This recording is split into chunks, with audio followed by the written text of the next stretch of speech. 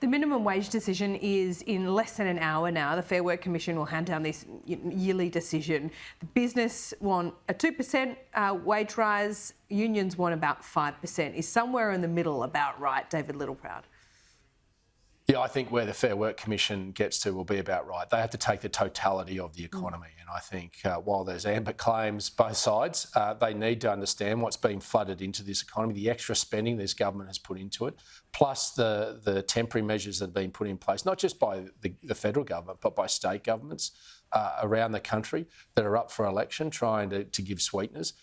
Because if we don't attack inflation, then unfortunately this will all be in vain. And we got to get back to basics. And that's what we're saying. You can't keep spending Australian taxpayers' money to solve the nation's problems. Sometimes you've got to have sensible solutions. This government spent over $6.5 billion in trying to give you the $275 reduction in your electricity bill, and they've only increased it.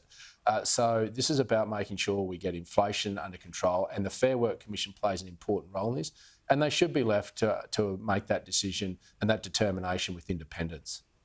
If the cost of living crisis is all the Labor government's fault, I imagine that once we do see, or if we do see interest rate cuts, should they get some credit as well?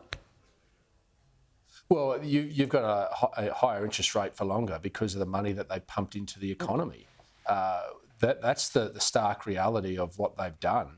They've failed to actually address the fundamentals of what's driving up inflation, which is your energy bill, which is your food bill. Well, they did address that, didn't they? Even if they did it artificially. Yeah, but ultimately, Australian taxpayers' money runs out. And unless you actually address the fundamentals behind a failing energy system, that also means you're going to have to pump in billions of dollars in subsidies to keep manufacturing this country, when many are packing up and going. Look at Cadbury and Mars have said, you know what, we can't afford the power bills here anymore, we're out, and we don't have the reliable power that we need.